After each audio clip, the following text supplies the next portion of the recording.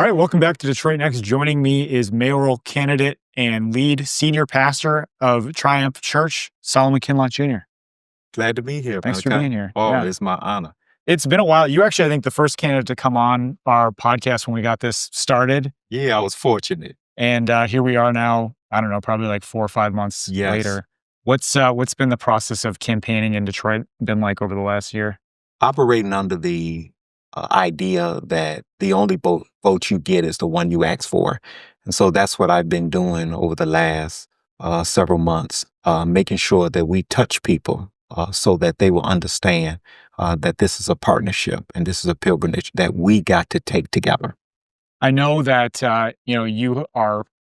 you know folks in the political arena, Yes, I guess we could say, right? yes. But you're coming into this race as an outsider, a political outsider. You've never run for office before, as far as I know. What have you learned about how politics works in Detroit, through the experience of being a candidate? Well, it has just deepened my understanding of politics. I believe that politics is about people. And so that's why I got into it, because I want to continue to do what I've always done, continue to impact the lives of people in a positive way. I came into it with a hopeful, optimistic spirit, not surprised at some of the tactics sometimes that are used in politics to deflect and distract. But I remain focused on making sure that we're having discussions with people that deal with issues that matter with them the most. You've run a pretty aggressive campaign, I would say, in terms of criticizing the status quo in the city. Mm-hmm. And the Tale of Two Cities is a narrative that the current mayor, rejects basically.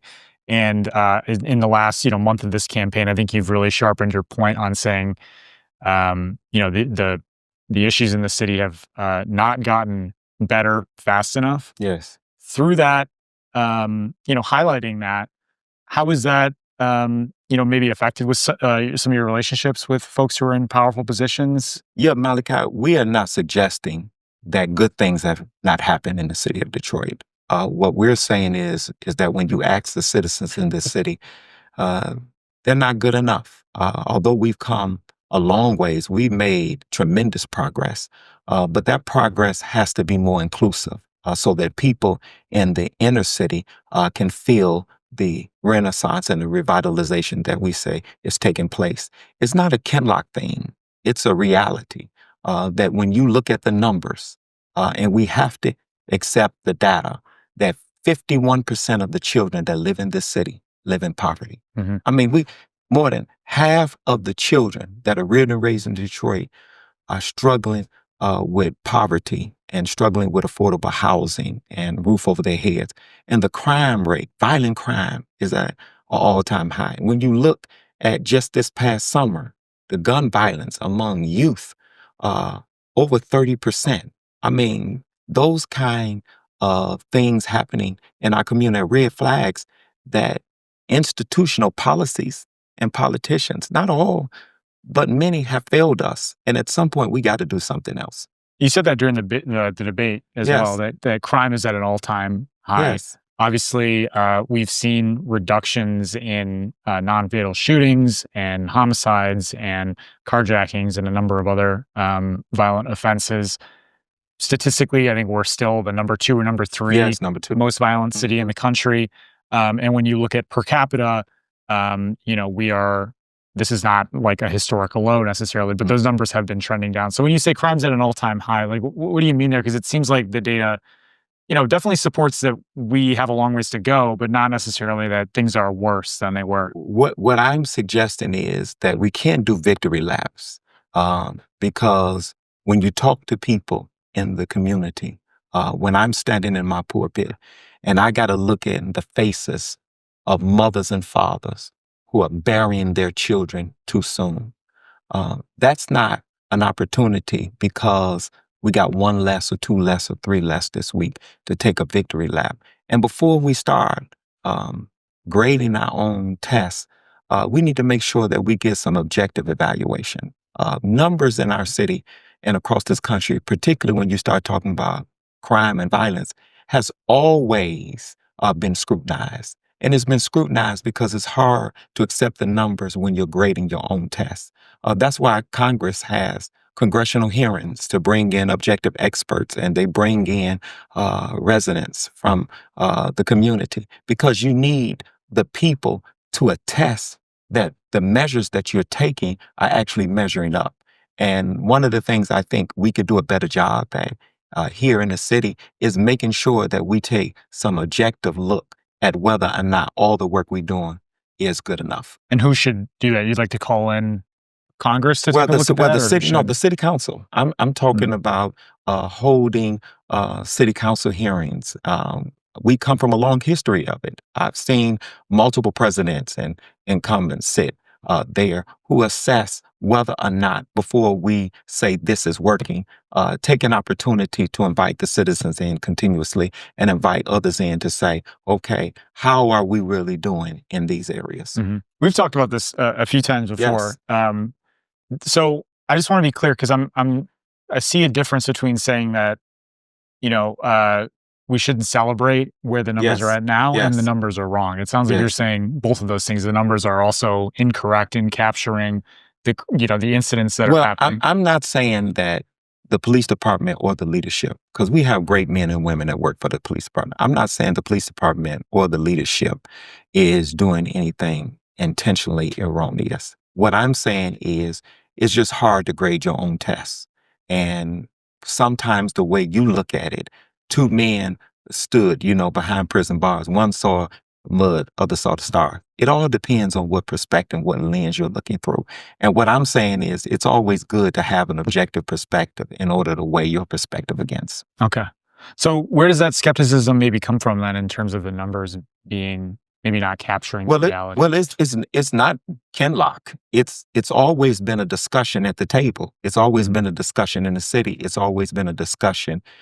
So I don't want to make it seem as though that the campaign and the election is making this a topic of discussion. If you talk to police officers who work on the force, who are out here in the streets every day, Mhm. that's a discussion and a debate that's been going on long before right now. Mm. What I'm saying is, in order for us to deal with a problem, we got to be honest about the problem and the assessment of the problem and admit we got a tremendous problem.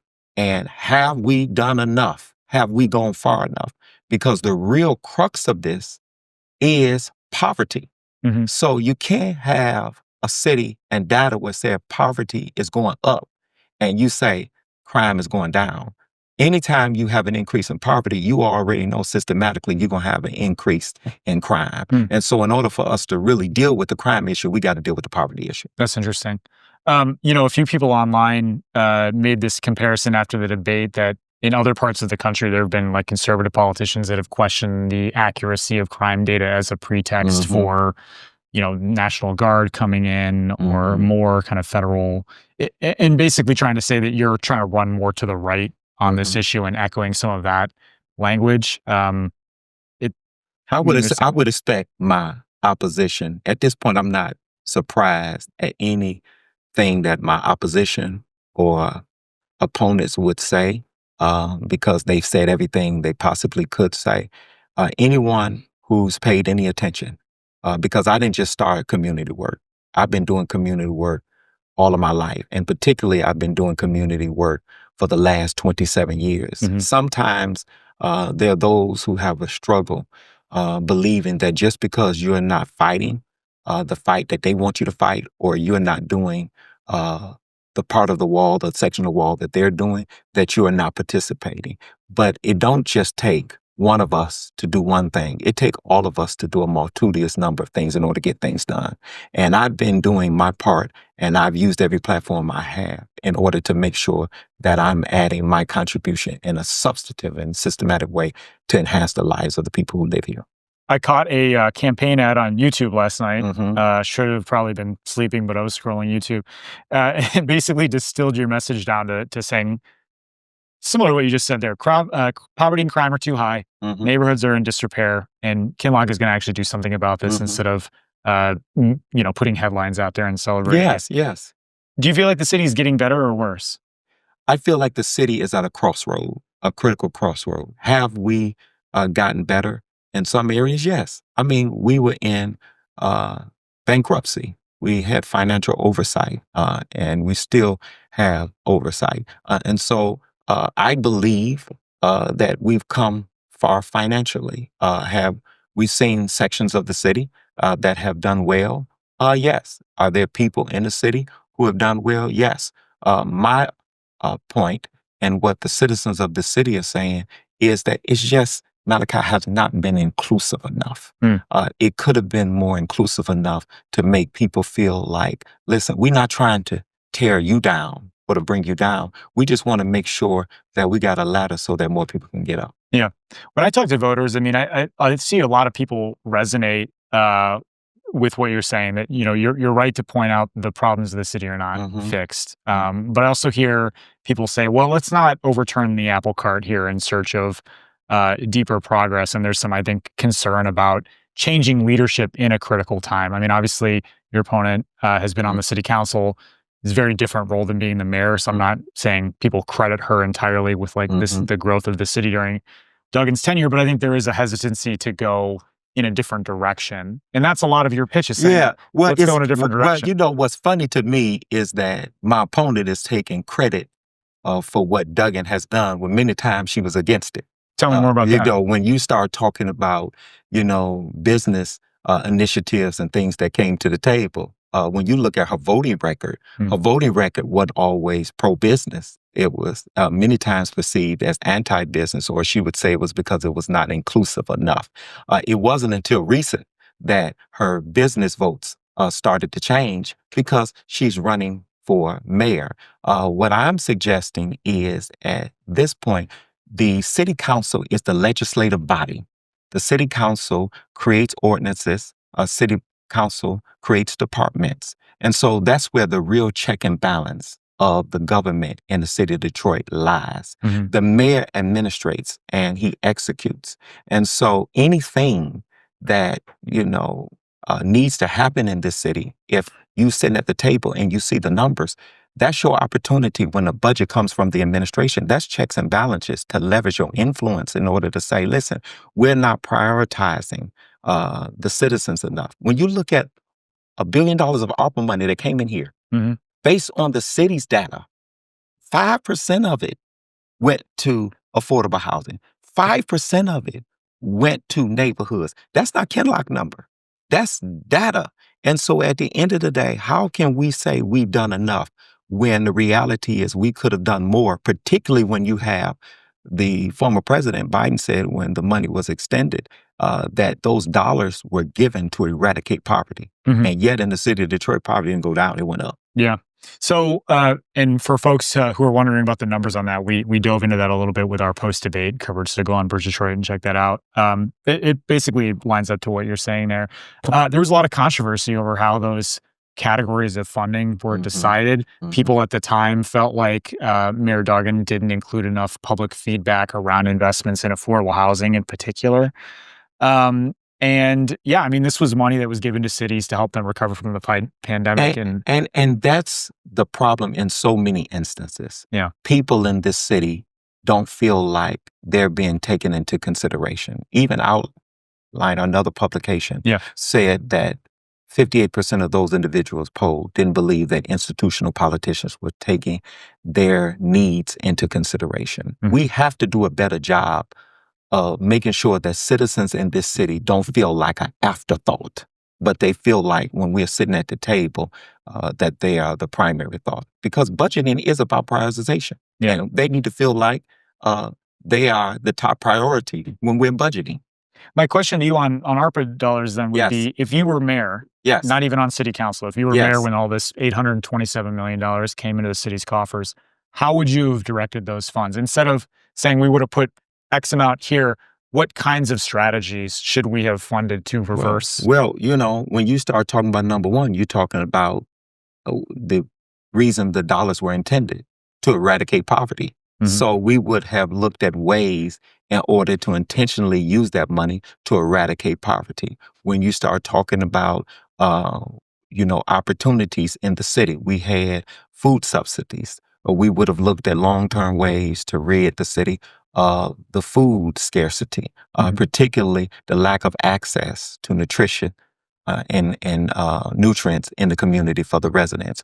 We would have done even more intentional about how much money went into the neighborhoods. We got 38,000 small businesses in the city of Detroit.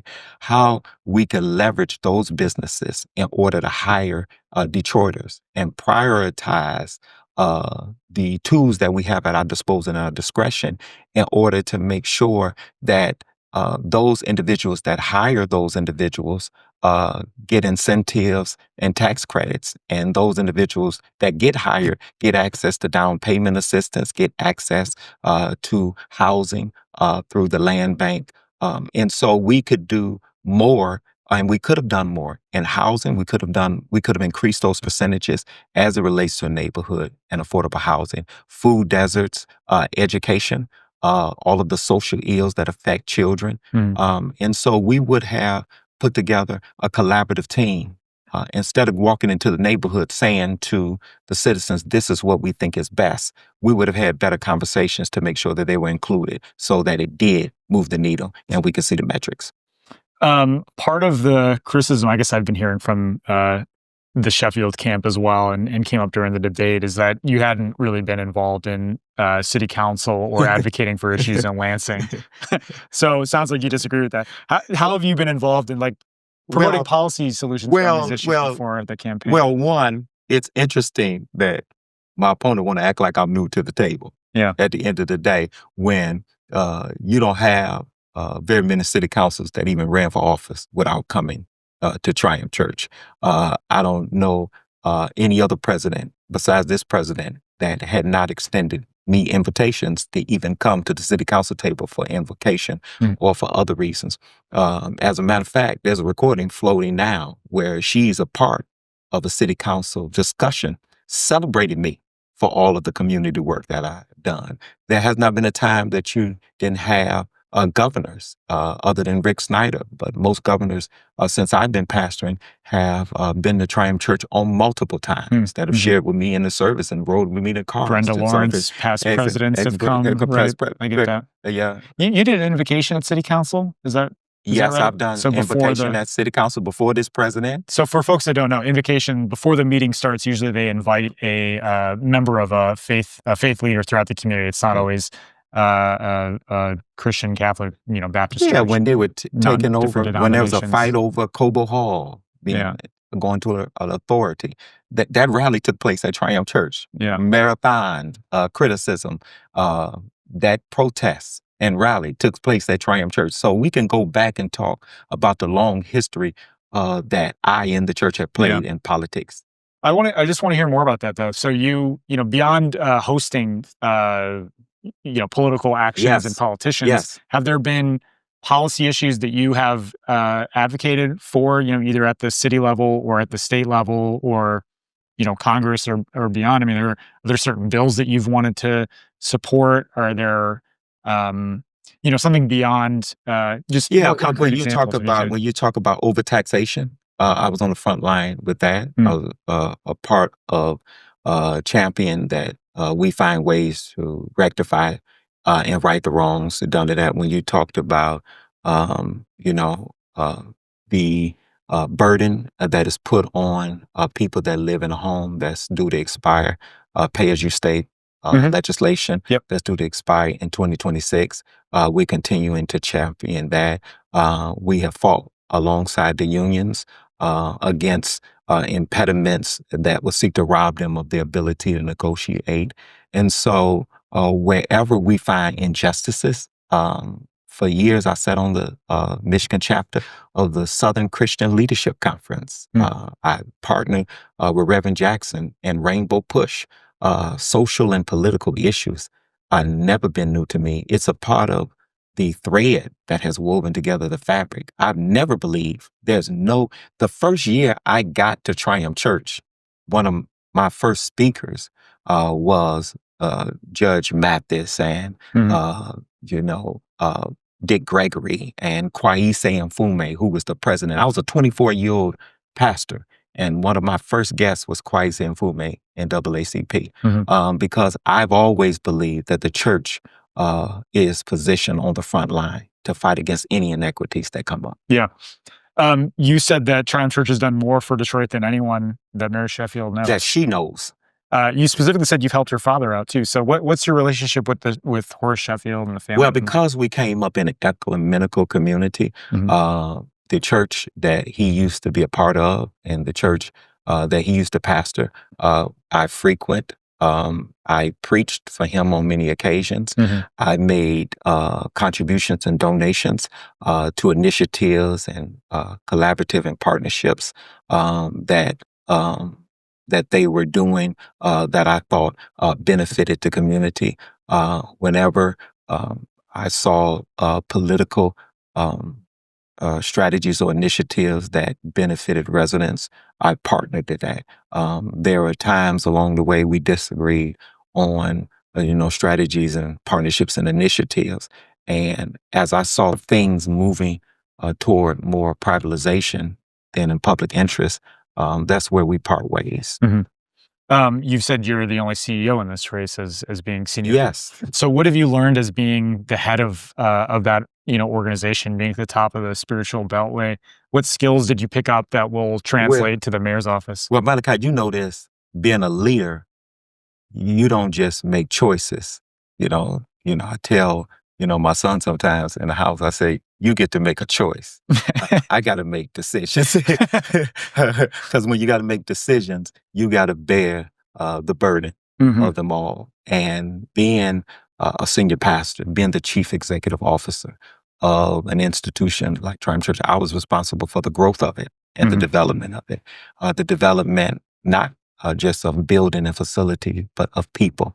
And so with that comes leadership development and maturity, because you have to manage staff, you have to manage not just staff, but initiatives and strategies. You have to manage the metrics, being honest with yourself, to ask yourself, are the things that you're doing really working? Are they really penetrating? Do they really matter? I'm responsible for growth. That's why I know not just the successes, but also the burden of leadership, because nobody gets to sit at a table for 12 years along the way and your numbers go the wrong way, and it would be considered not good, and you get a promotion. At some point, you got to answer for that. And so those are things that I learned sitting at the table, because if the church would have been in the same place today that it was 27 years ago when I got there, with less than 100 people and still in that building on Southwest Detroit. And it went down from less than 100 to 40 and 20 and 10. Nobody would be saying, you're ready to move on to somewhere greater. Yeah. I mean, I recall that being a big part of the early conversation when you got in this race, is like, look at how much this church has grown under your leadership. And could this be, a model for the city, or could he do basically the same thing? So I just want to learn more about kind of that journey too. Like what was that like? What drove the growth of the church over time? How can you tell us, like, feeling the same? It's like 4,000 members now. How many? Yeah, well, it depends on what Sunday and how many they show up, but it's 40,000 families. 40,000, okay. And multiple, but none of them show up all at the same time. Sure. Well, there's like 7 or 8. Campuses, and none of them show up at the same time. How did that grow over time? Because at one point when I came to the church, I have to admit, the church was populated with mostly individuals that were old enough to be my mother, my father, my grandparents. And I was just thankful and humble that they were able to give a young man a chance. They gave me a redemptive opportunity at 24 years of age. And so that's what I've used the platform for, to give redemption to as many people as they were able to give to me. And so for 27 years, that's been my motivation. Secondly, to reach out to young people. I understood that there were many young people that felt like I felt as a child, where they saw things happening around, but didn't feel like it was happening to them. And so I used the platform to make sure that we were making a difference in the lives of children. And so that led me to so many partnerships. I came in understanding that you as a singular individual don't have to do everything, but there are people already out here doing so much good work. Partner with them in order to help accomplish that work. And that's what we spent most of my ministry doing. Can you tell us like how big is the budget of the church? Like how many employees are you in charge of? How what's like the scope of the organization? Well, I mean, that's proprietary information to a private entity of the members of Triumph Church. But take, for instance, when you talk about the COVID incident. We gave out over almost 10,000 or more laptops. Mhm. At the end of the day, we had to raise $1 million to do that, over $1 million to do that. We were buying groceries from Mike Fresh Market Mhm. for like, $50 to $100,000 a week. We had to raise that. And so our contribution is based on the generosity of people just deciding. It didn't come from federal subsidies. It didn't come from grants. It comes from the generosity of people. And for 27 years, they are able to see the accounting of that and what we've done with that. And Mm. we've presented that in a way so they can look and see we know where our resources are going. And that's why the people continue to trust us for 27 years, because they can see the difference we make in the lives of people. How much do you think you could maybe estimate ballpark like has been invested in Detroit from the church through giveaways and other When you events? just talk about scholarships, you're talking about millions. When you talk about groceries, you're talking about millions of dollars. When you talk about paying rents and keeping lights on and buying cars and taking thousands of children to Myers grocery store on an annual basis and letting them run through the store.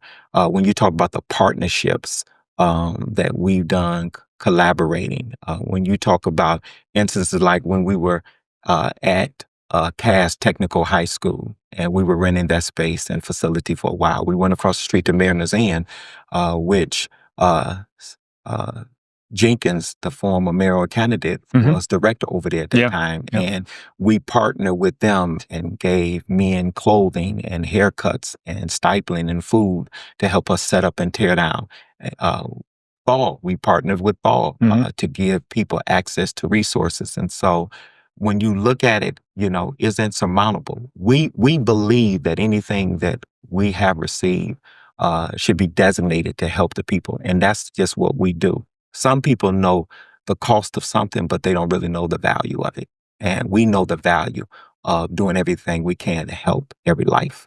The reason I ask some of these questions is, when you go from leading a religious organization, tax exempt nonprofit, Mhm. you mentioned proprietary information. Mhm. There's a higher level of transparency that comes Yes, with running the I city, totally agree. right?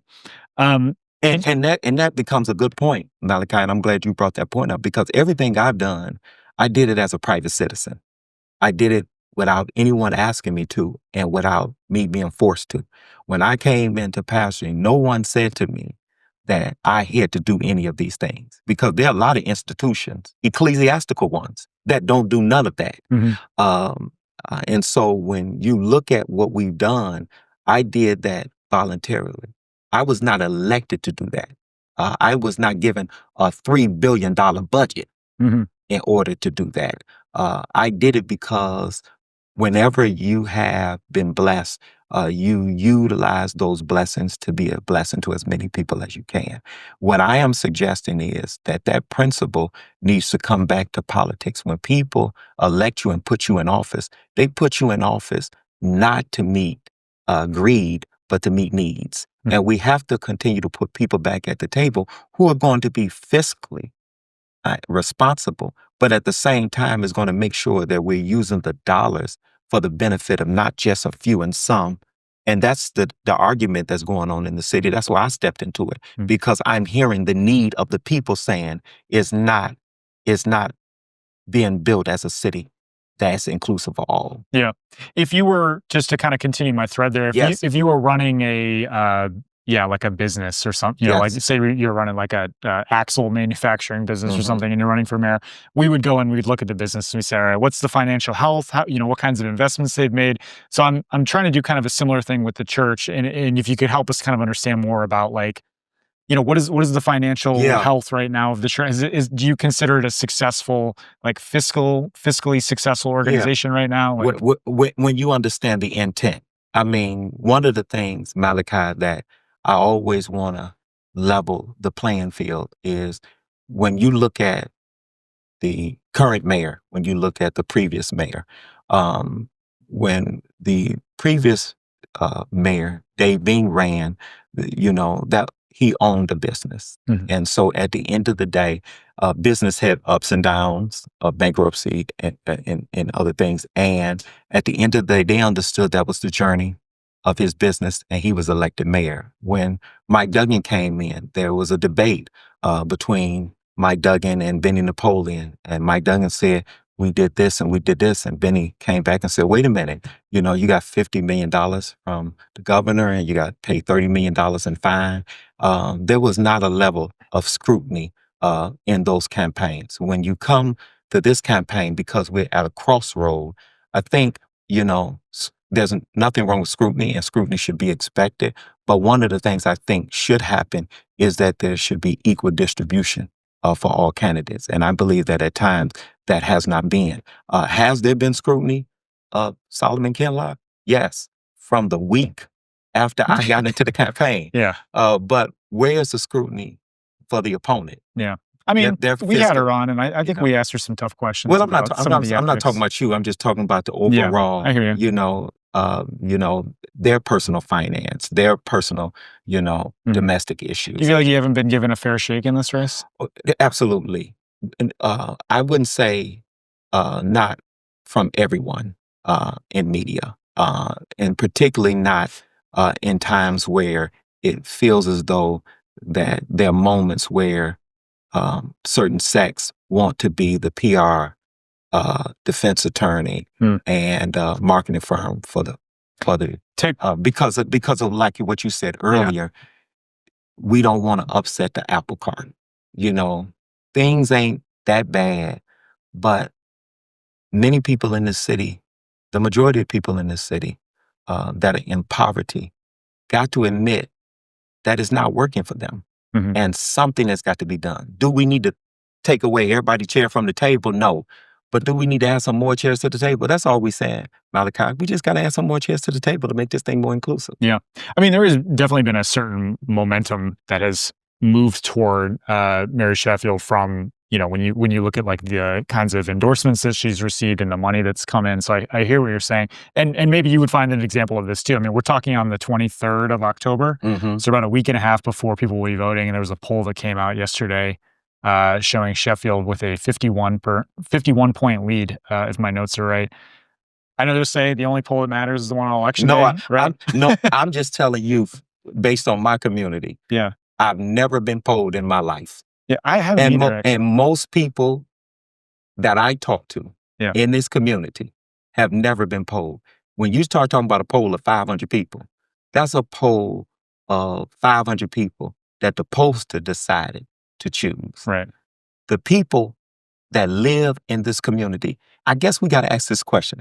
If 51% of the kids are in families that are in poverty, who asked them if this city's working good for them? Mhm.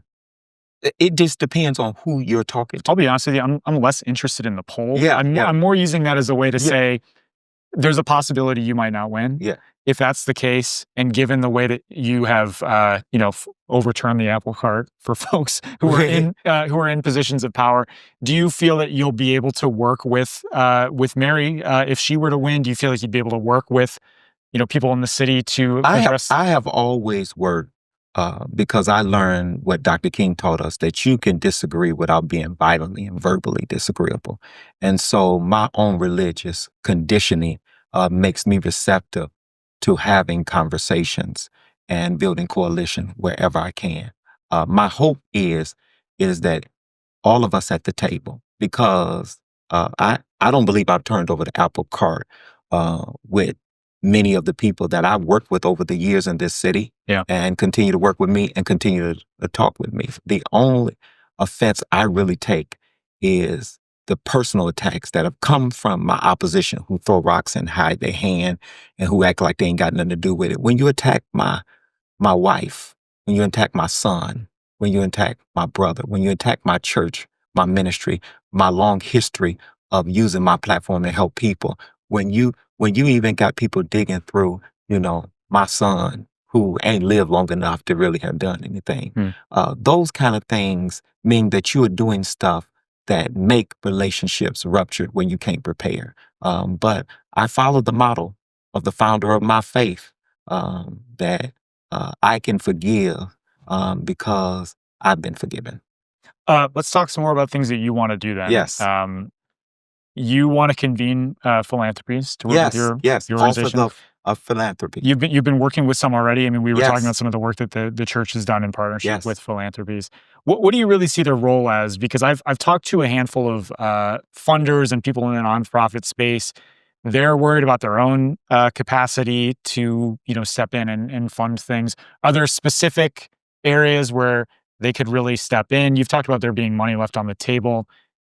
I'm not, based on what I'm hearing, it sounds like they're kind of spending more now than they will be in the years to come. hmm But I just want to hear more from you about like how will you work with them? What is their role in your administration if you were to win? Office of philanthropy would be set up because I have had my experience and continue to have discussions. I'm not sure who are the foundation or the leaders of those foundations that you've been speaking to, but I've been having different discussions. Hmm. Just look at what Kresge is doing with Mary Grove. Mhm.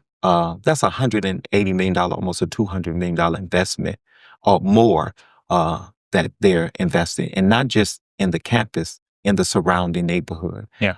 That's a great start. And just imagine that being multiplied by multiple foundations and stakeholders in the city. That's the type of partnership we're looking for. I'm a little more optimistic because I'm not talking about more money. I'm talking about collaborating the resources that are already on the table and using them in a concert and collective way to do substantive initiatives like that Mhm. across the city. And every discussion that I've had with a philanthropic leader about that, they've been excited. And as a matter of fact, it's been something that they know is needed and something that they want to do. What kinds of investments I think are you envisioning? I guess is what I'm more curious about. I mean, you talked about the 10 grocery stores. Is that Yes. a partnership with philanthropy? You talked about the Child Trust Fund, which I guess I should Yes, explain for folks, or you could those are explain. well. When you talk about the grocery desert, there's multiple ways we can approach that. I talked to the Grocery Association, and the Grocery Association is receptive. They understand that there's a food deserts across the city of Detroit. So, partnering with mentoring programs in order to give people entrepreneur opportunities in those areas is something that they're receptive in doing.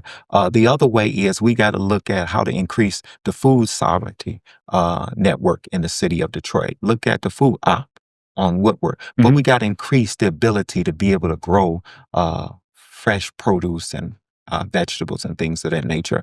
And so, working uh, not just with uh, public but also private entities in order to make sure that we can satisfy those capacities. That's what we will continue to do. When you start talking about the other ways that philanthropy can help, yes, those public partnerships. Look at even the work that Skillman is doing at the end of the day. It's not just about giving out scholarships, or it's not just about subsidizing after school programs, but they're taking a holistic approach. And so many other people are taking a holistic approach. It's not just about what happens in the classroom after the child walks through the door. It's about all of those things that serve as obstacles to keep them from showing up in a healthy way and making sure that you can partner. Because it was a time when people said, this is just an educational institution. The only thing you did was inside the school or anything that was closely connected to the school. Now people are understanding that you can't really fix the problem unless you deal with the other external issues. Yeah. And those are the opportunities I believe that we can leverage the foundations in getting done. We opened it up to readers when I let folks know that we were going to talk with you, and wanted to hear from folks what their questions were. Mhm. I got a lot of folks who wanted to know more about the Star Theater in Southfield, which I Mhm. know you've been asked about a few times. Oh, My understanding is the church bought it in 2024, and then they transferred it to a company you own, or an LLC that's in your name. Maybe there's a better way to describe that. You can tell me. But what are the plans for that site, and why not keep it under the church? Why transfer it to this different LLC? And I'm glad you asked that, Malachi. And this is what I mean when people throw rocks and hide their hand. It's not a allegation. It's just a flat out lie. The church purchased that property before 2004 in a land contract. It was in the midst of COVID. We were negotiating land contract. But in the midst of COVID, you want to conserve as many dollars as you can because you're doing ministry, and we were doing outreach. So we bought it in a land contract. We put down a substantial amount. We paid it down. And in 24, we financed the balance of it.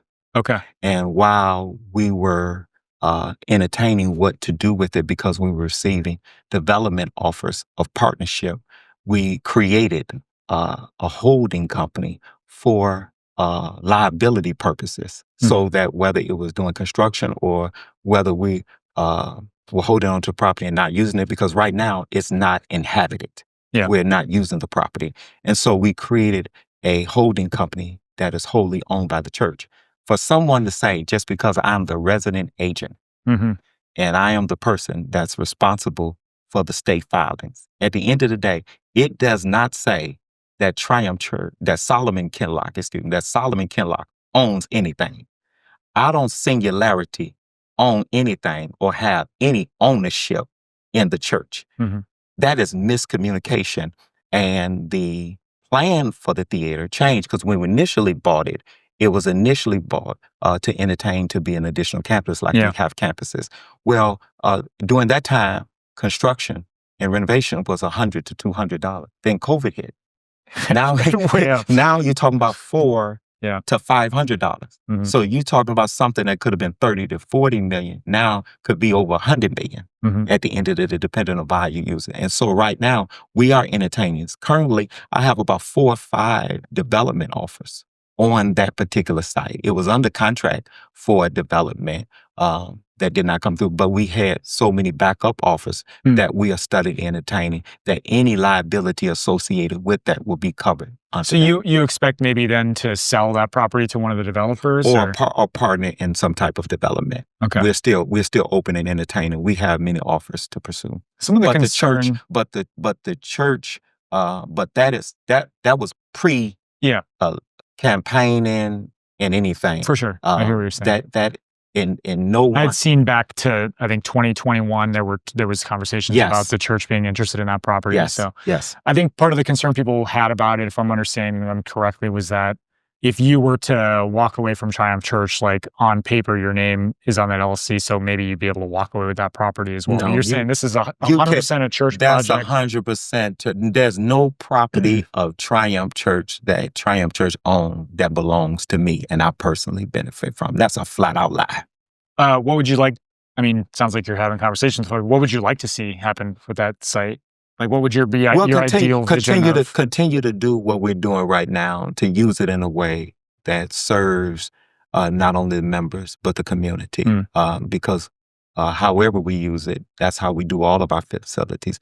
We make it receptive. Site. We make, it's over 20 acres, and we make it receptive to the community. And that's what we have always done. That's what we continue to do. Okay. Sounds like it probably won't be a church campus, though. It'll be some other kind of project. You know, I can't put a period because it can be in partnership. It can be, it's a big site. Yeah. And so we're looking at all aspects of it. So no one can say definitively, but what we will do is whatever happens to it, it benefits the community, and it benefits Triumph Church as a people and as a whole. I have one more reader question, and then we can start to wrap up here. There's been some debates around density, housing density, population density in Detroit. The city council is considering some zoning changes that would basically allow multifamily units in areas where they're currently not allowed.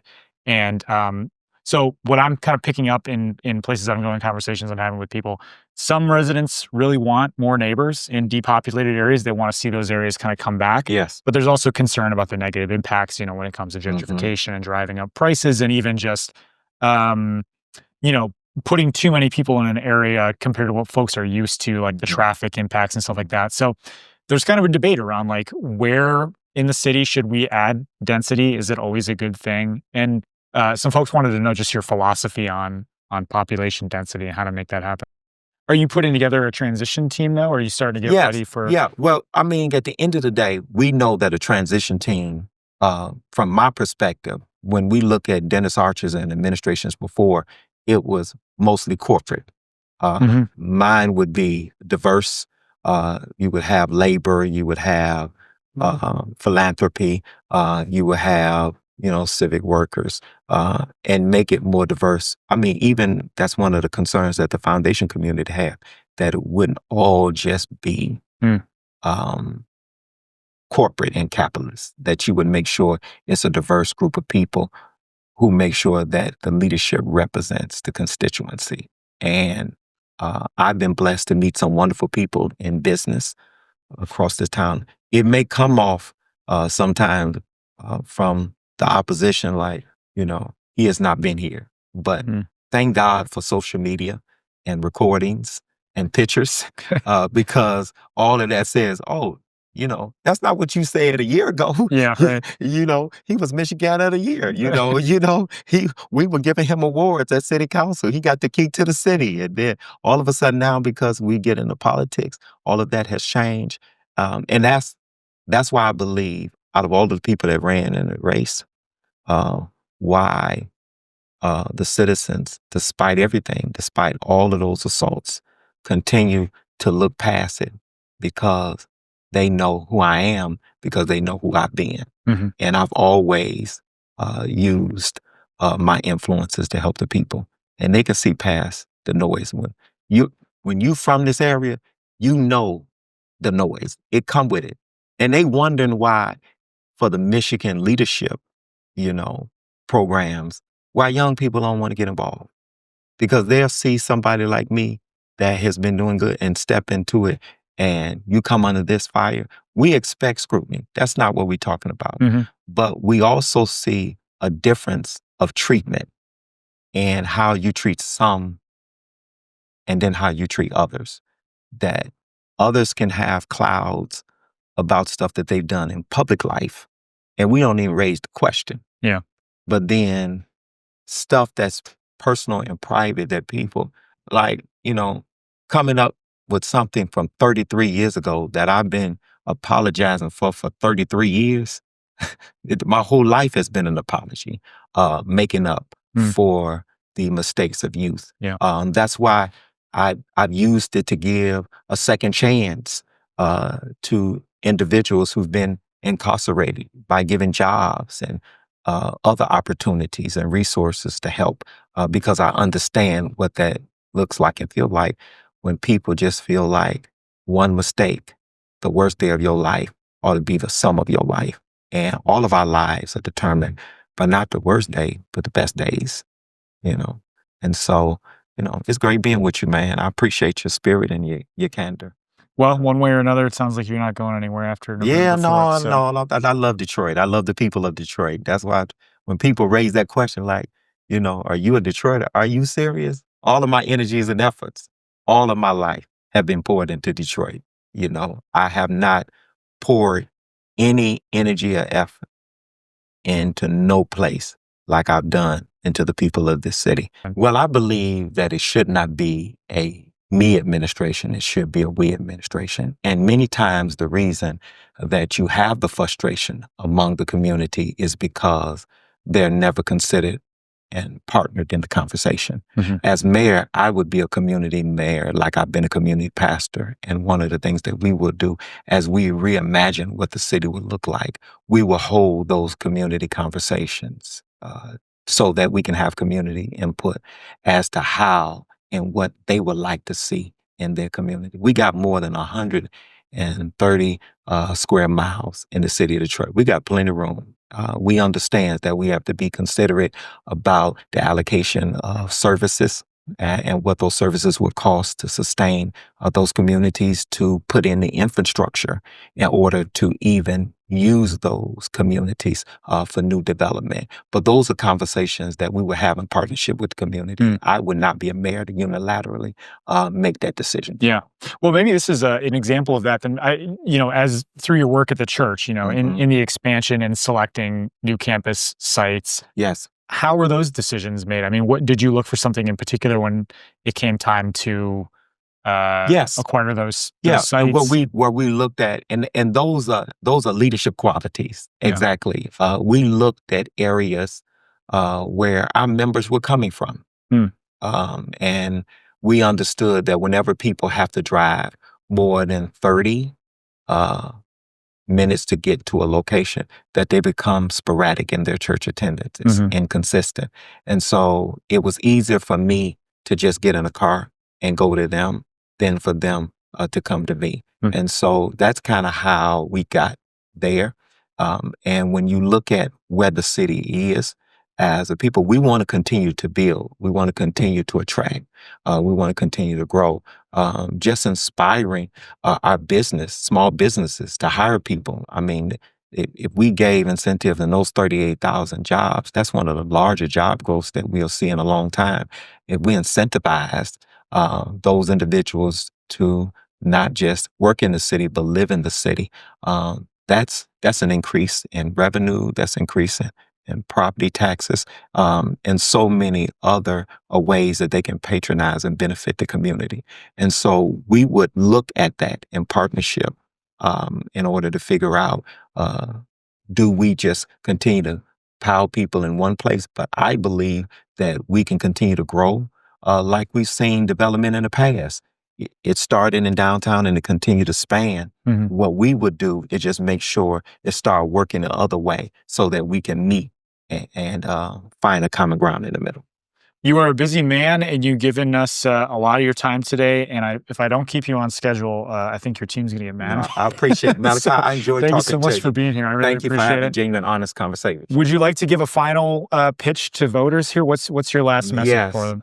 My message to the voters in the city of Detroit is this. For 27 years, I've rocked with you as a community leader and as a pastor at Triumph Church. And the wonderful and magnanimous work that we've been able to do there is just a glimpse of the work and the sacrifice and the service I will give you if I am given the opportunity with your vote to sit on the 11th floor. I'm Solomon Kinloch. I need your help to lift every block.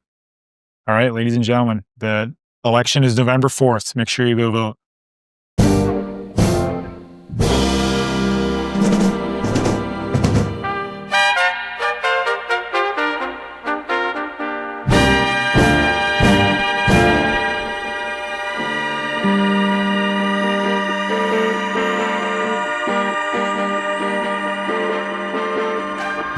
Detroit Next is a community-led project from BridgeDetroit and Detroit is Different, which means that we can't do this work without you. We need your support. If you have a question or a comment and want to participate in this process throughout the year, give us a call. We have a phone line set up at 313-284-6407. Leave us a message and we'll play it on the podcast. If you like what we're doing, head to bridgedetroit.com and subscribe to our newsletters. All of that content, again, is free, no paywalls for anybody. We're trying to make this as accessible as possible. Head to our YouTube channel to get full episodes and interviews along with extra content throughout the year. You can also find the audio version of this podcast on Spotify, Apple Podcasts, iHeartRadio, Amazon Music, and DetroitNext.podbean.com. We're going to be doing this all year long, so stay with us. Follow Bridge Detroit and Detroit is Different on your favorite social media platforms and take this ride with us. Thanks.